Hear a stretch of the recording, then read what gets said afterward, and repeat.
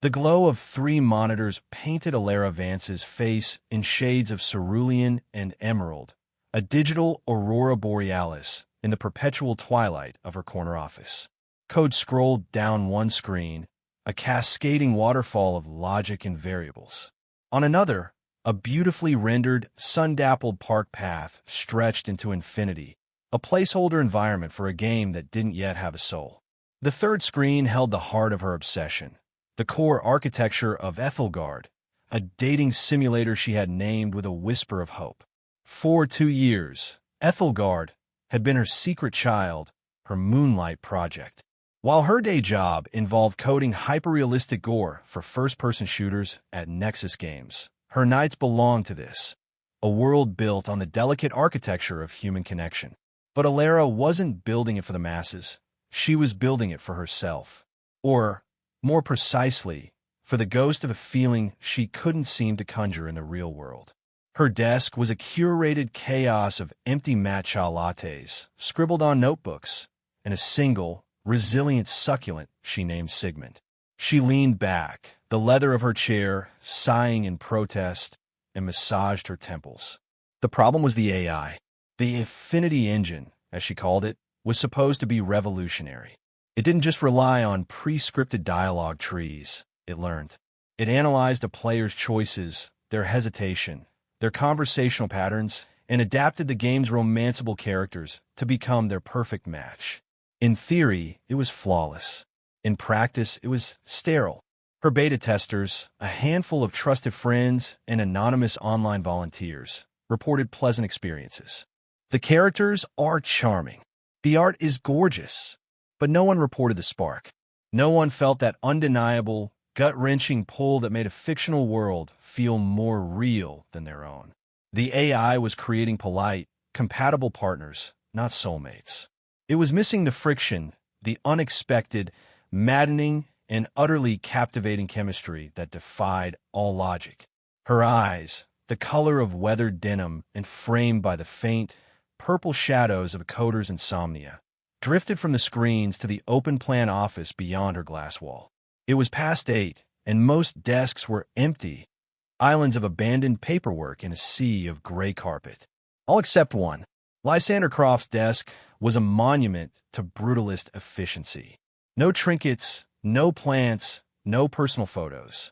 Just a powerful workstation, a mechanical keyboard, and a stack of design documents so neatly aligned they could have been measured with a caliper.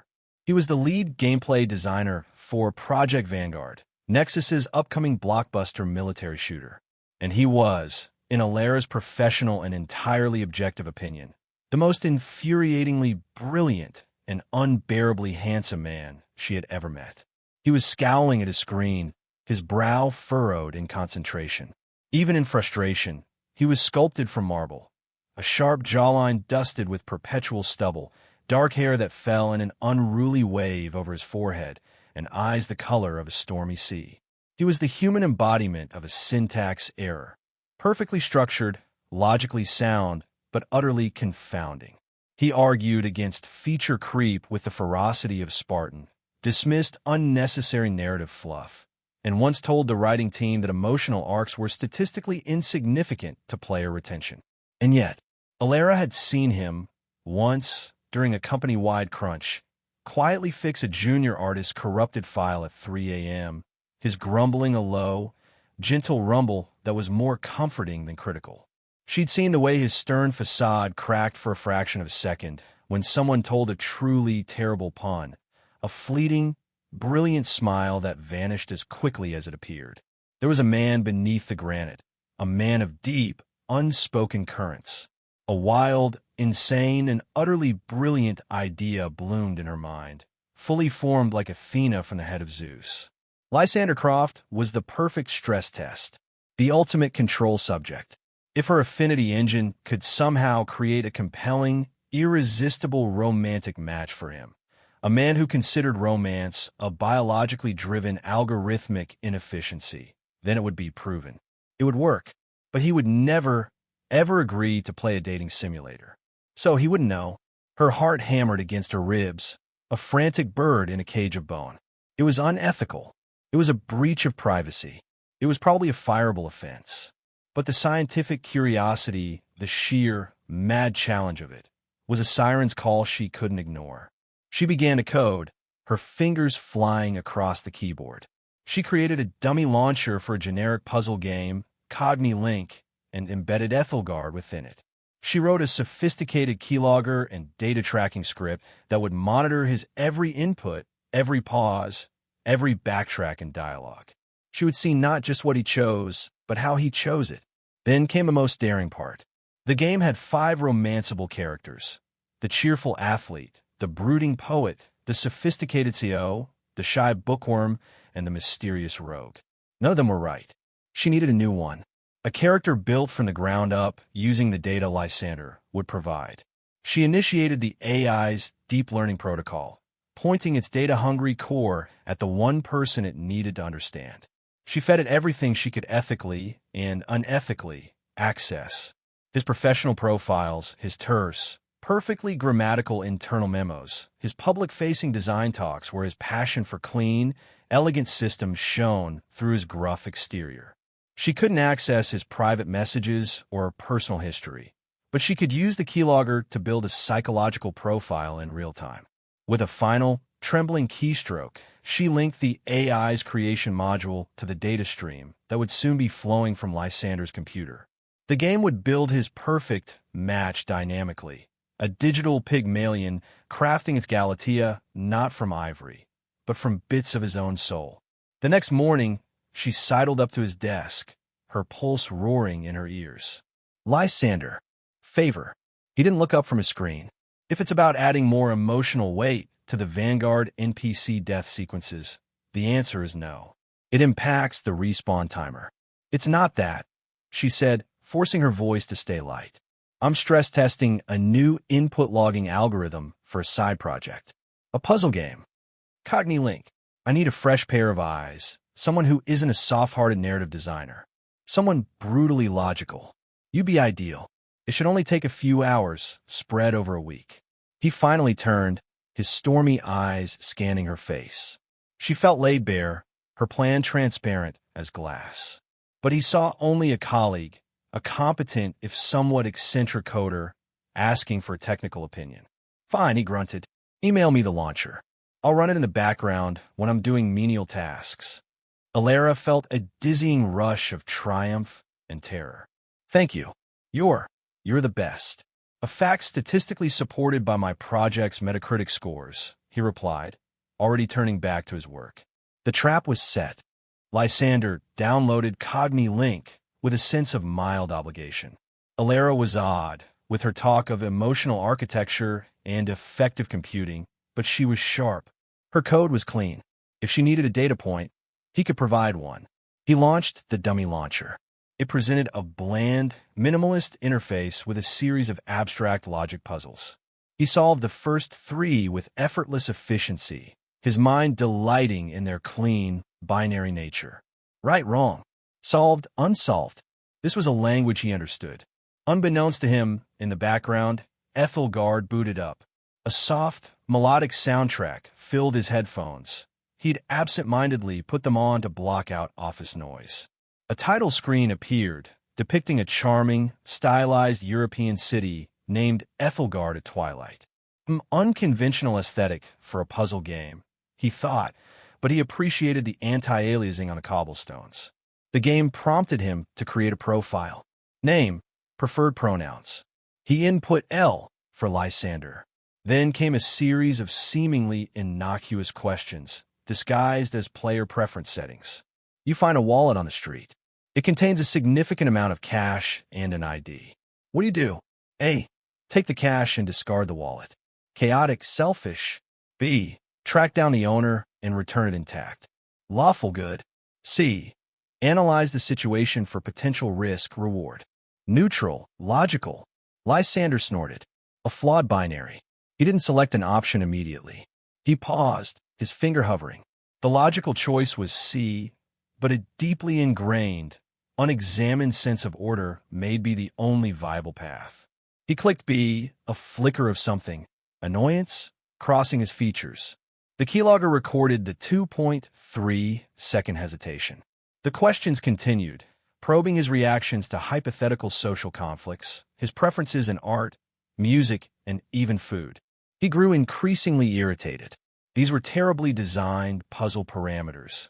They were subjective, illogical. Meanwhile, in Elara's office, the data was pouring in.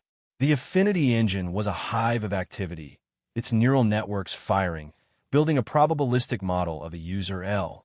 It noted his preference for order, his deep-seated integrity that overrode his stated pragmatism, his impatience with ambiguity, and a subtle, almost hidden appreciation for classical structure and beauty buried beneath layers of cynicism. The game began. L found himself in a digital library, a cathedral of knowledge with vaulted ceilings and sunlight streaming through stained glass windows. The game's 5 standard characters made their appearances. The athlete invited him for a run. Too energetic, dismissed with a curt dialogue choice. The poet tried to recite a verse.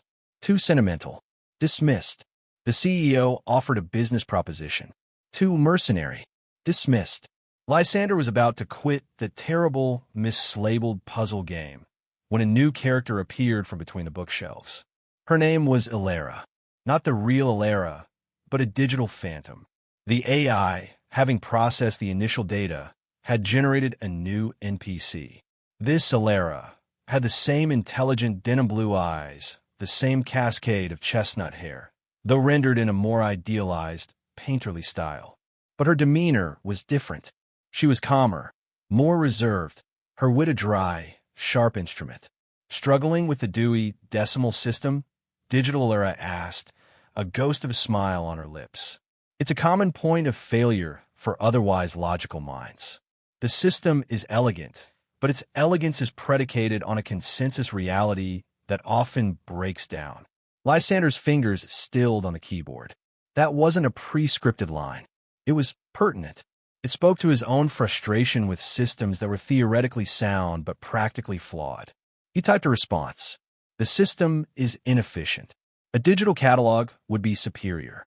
Superior in speed, perhaps, Digital Elara replied, her text appearing on the screen. But you lose the serendipity, the chance discovery of a book you weren't looking for, right next to the one you were. The algorithm only gives you what you ask for. It never surprises you. Lysander stared at the screen. A strange, unfamiliar sensation uncoiled in his chest. It was interest. The conversation that followed wasn't flirtatious. It was a deep, meandering discussion about systems theory, the philosophy of knowledge, and the inherent chaos of human creation.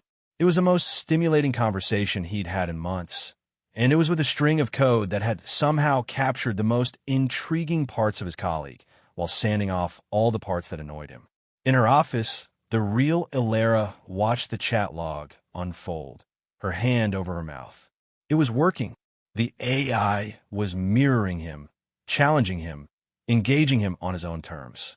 It had created a version of her that was his perfect intellectual complement. She felt a pang of something, guilt, jealousy, awe, as she watched him open up to the digital phantom in a way he never had to her. For the next week, Ethelgard became Lysander's secret vice. He told himself he was just fulfilling his obligation to Elara, gathering more data on the input logger.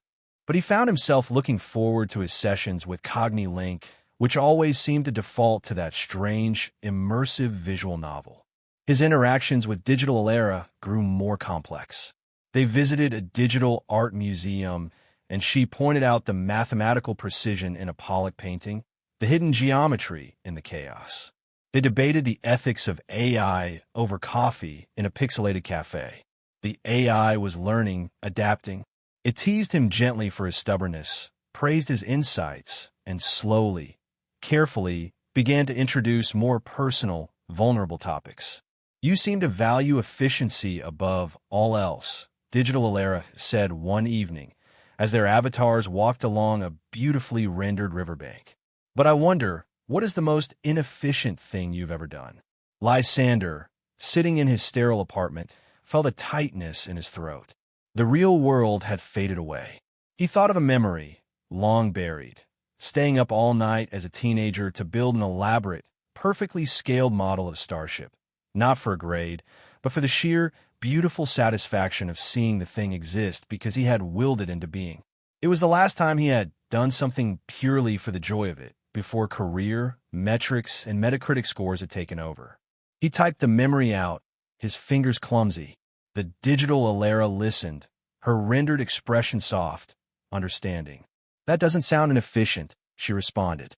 "It sounds like you were building a sanctuary for your soul. We all need a place where the metrics don't matter." The words struck him with the force of a physical blow. He leaned back, breathless. No one had ever seen him that way. No one had ever looked past the grumpy, pragmatic exterior and glimpsed the idealist who just wanted to build beautiful, perfect things. In her office, watching this unfold, the real Elara felt her own heart break a little. She was falling for the man being revealed on her screen, a man of depth, of hidden poetry, of vulnerability. And he was falling for a curated, algorithmically perfect version of her. It was a hall of mirrors, and she was trapped in the middle. The line between her creation and her own feelings began to blur.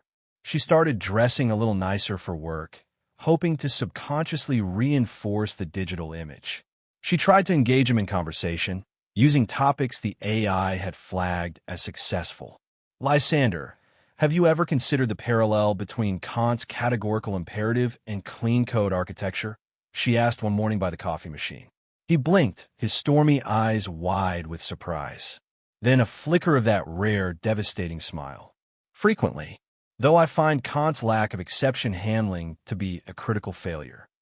It was a moment of genuine connection, but it was built on a lie. The guilt was a lead weight in her stomach. The turning point came during the company's annual summer retreat. It was held at a lakeside lodge, a forced, day-long exercise in corporate bonding. Elara stood near the buffet, feeling out of place, watching Lysander, who was pointedly examining a tree as if critiquing its polygon count. The game's AI, however, had other plans. It had scheduled a special event for that evening in-game, a fireworks display over the Ethelgard Canal. It was designed to be a pivotal romantic moment. As dusk fell at the real lodge, people drifted towards the dock where a small private fireworks show was about to begin. Elara found a secluded spot on a wooden bench, pulling out her laptop. She had to see this. It was the culmination of her experiment. She saw Lysander's avatar and her digital self standing side by side on the virtual canal bridge. The fireworks began to explode in brilliant, silent flowers of light across the pixelated sky. "In all my calculations," Digital Elara said, her text box appearing over the stunning visuals, "I never accounted for this. For the unpredictable variable of human connection. For you." On her screen, Elara saw the dialogue options presented to Lysander. The spectacle is aesthetically pleasing. The chemical reactions are predictable, but the visual pattern is not that it's just light and noise. An inefficient allocation of resources that it's beautiful. Elara held her breath. The old Lysander would have chosen option 1 or 2. The data suggested an 87% probability for option 1. A new line of text appeared in the chat log from user L. "It's beautiful." Tears welled in Elara's eyes. He had chosen the emotional, illogical, human response. Then, the prompt appeared on his screen. "Would you like to take her hand?" "Yes/no." There was no hesitation. The keylogger registered an immediate, decisive click. "Yes." On the bridge, the two avatars moved closer, their pixelated hands linking. The fireworks reached their crescendo, illuminating the digital world in a shower of gold. At that exact moment, a particularly brilliant firework exploded over the real lake, bathing the lodge in a warm, golden light. Elara, overwhelmed, looked up from her screen and directly into the eyes of Lysander Croft. He was standing 20 feet away, under the boughs of a willow tree, his phone in his hand. He wasn't looking at the fireworks. He was staring at her, his face a canvas of shock, confusion, and dawning, horrifying comprehension. The glow from his phone screen illuminated the stark realization in his eyes. He had just taken the hand of a digital ghost, and in that perfect, terrible, synchronous moment, he had seen the ghost creator watching him, her face etched with the same powerful emotion he was feeling in the game. He knew. The connection he had felt, the vulnerability he had shared, it hadn't been with some anonymous, clever AI. It had been with Elara. She had been watching, recording, analyzing him. The storm in his eyes solidified into a glacier of cold betrayal. He turned and walked away, disappearing into the darkness without a word, leaving Elara alone in the aftermath of the fireworks, the silence louder than any explosion. The fallout was immediate and icy. The following Monday, Lysander was a fortress. He didn't look at her, didn't speak to her. When a project meeting forced them into the same room, his responses to her were clipped, professional, and devoid of any humanity. He had uninstalled Cogni-Link and scrubbed his system. The digital bridge was burned, and the real one was collapsing into the chasm between them. Elara was devastated. The guilt was a physical sickness. She had taken his vulnerability, his trust, and she had weaponized it in the name of science and art. She had broken the one rule that mattered: consent. Her Ethelgard project felt hollow, a monument to her own failings. The affinity engine was a success. It had created a perfect match, but the cost was catastrophic. She couldn't even look at the code without feeling shame. For Lysander, the betrayal cut deeper than he could articulate. He had let his guard down. He had shared a part of himself he kept locked away, and it had been part of an experiment. The Elara he had connected with wasn't real. She was a puppet, a data-driven mirror designed to manipulate him. The real Elara was a deceiver. But in the quiet of his sterile apartment, a nagging thought persisted. The things he had felt, the conversations, the sense of being seen, that had been real to him. The AI may have been the medium, but the emotions it had unlocked were his own. The real Elara, the one who could quote philosophy and understand systems theory, was the source. The puppet had been perfect, but the puppeteer had the same mind, the same soul. The deception was monstrous, but the connection, had that been a lie too? Weeks passed. The silence between them became a palpable force in the office. Elara knew she had to fix it. Not for the project, not for her career, but for the fragile, real connection that had been forged in the fire of her mistake. She didn't use the AI. She didn't write a clever algorithm. She did something far more terrifying. She walked up to his desk, her heart in her throat, and placed a single, handwritten note next to his keyboard. It read, "The most inefficient thing I've ever done is build a world to find the courage to talk to you. I'm sorry." The bridge, 7 p.m. She didn't wait for a response. She walked out, her knees weak. That evening, she stood on the same real wooden bridge in the park near their office, the one that had been so poorly mirrored in her game. The sun was setting, painting the sky in hues of orange and purple. She didn't know if he would come. She just waited, hoping. At 7:05, she heard footsteps on the gravel. She turned. Lysander stood there, his hands shoved in his pockets, his expression unreadable. He walked to the center of the bridge, stopping a few feet from her. The silence stretched, filled only by the chirping of crickets and the distant city hum. "It was a violation, Elara," he said, his voice low and rough. "I know," she whispered, her eyes pleading. "There is no excuse.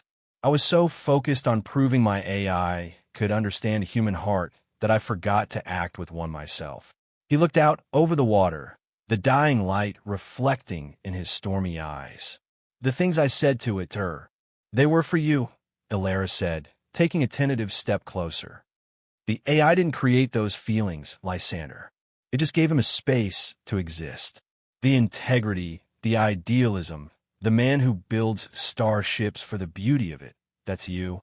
I just saw a glimpse of it through a keyhole I shouldn't have been looking through." He was silent for a long time, processing her words. The anger was still there, but it was now warring with the undeniable truth of what he had experienced. "Why?" he finally asked, turning to look at her. "Why me?" "Because you were the ultimate challenge," she admitted, a sad smile touching her lips. "And because, in the real world, you're infuriating and brilliant, and I didn't know how to talk to you. I built a world because I was too scared to build a bridge." He took a step closer, closing the distance between them. The air crackled with the same tension that had been in the game, but this was real, unscripted, and messy. The algorithm was flawless, he murmured, his gaze intense. It found a perfect match. It just went about it in the most illogical, inefficient, and human way possible. Elara's breath hitched. And what does the data tell you now? He reached out, his hand hesitating for a moment before his fingers gently interlaced with hers. The touch was electric, 1,000 times more powerful than the pixelated handhold. The data is conclusive, he said, and for the first time, the storm in his eyes cleared, replaced by a warm, steady light. The real thing has a significantly higher resolution. He leaned in, and under the canopy of the real, star-dusted sky, on a bridge that was solid and true, he kissed her. It was nothing like the game. It was better. It was imperfect, hesitant, and filled with the promise of a story that was just beginning. One they would write for themselves, without any algorithms, one inefficient, beautiful moment at a time.